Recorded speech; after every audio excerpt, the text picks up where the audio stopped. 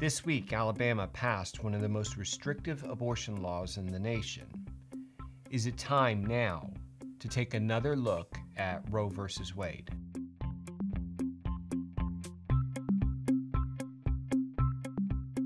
For nearly 50 years, many Americans, an increasing majority of Americans I might add, Americans with deeply held convictions, have been fighting what we view as an unjust Supreme Court decision, the Roe v.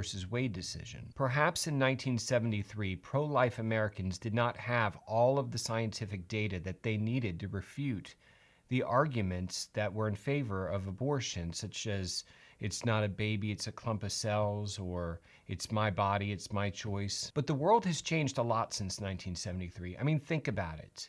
Did you know that when the Supreme Court made this decision, things like computers, cell phones, and the internet, they didn't exist, well, nowhere near the way they exist nowadays anyways. I mean, people were still using typewriters. Videos like this, they weren't even a consideration. As a matter of fact, those justices that made that decision, the youngest of them was born over 100 years ago, I think 104 years ago, and one of them was actually born in the 1800s. That would be before the Wright brothers flew their first plane at Kitty Hawk. The Model T was produced. Einstein presented his theory of relativity.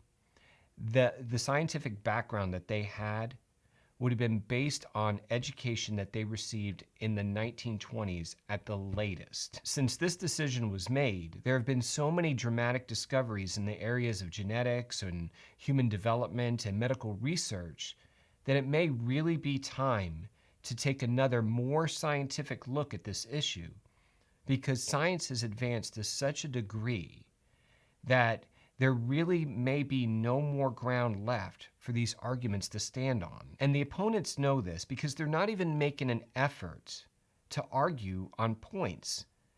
When the media coverage broke on this story, the refrain was that this bill was too harsh. But what does that have to do with whether it's good or bad or right or wrong? The Emancipation Proclamation was harsh, but it was good and it was right. Now, CBS News releases an article which apparently had no intent of reporting the facts of the case or arguing for or against the law, because it simply attacked the Alabama politicians based on their race and their sex. The headline said, "Every single yes vote was cast by a white man." Now, even though I watched all that O.J. Simpson coverage, I'm still not a lawyer. We covered that in the last video. But my understanding is, if CBS News made the exact same statement about one of their employees or prospective employee, they would be in violation of the Civil Rights Act. Hey, CBS News, just so we're clear, the 7 justices of Roe v. Wade, they were also white men. The difference is the justices were making their decisions based on science from the 1920s and superstition. The Alabama politicians, they were making their decisions based on modern scientific data. Data that demonstrates that the clump of cells, or as we would call it, a fetus, is genetically identical to a human at any other stage of human development.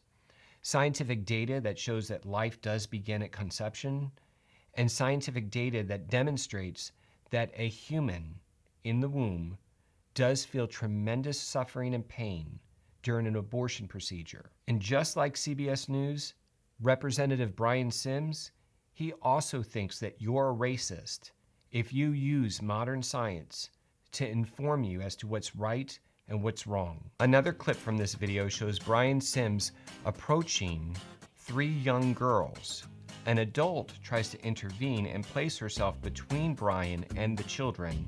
However, Brian goes around this adult so that he has unimpeded access to confront these children.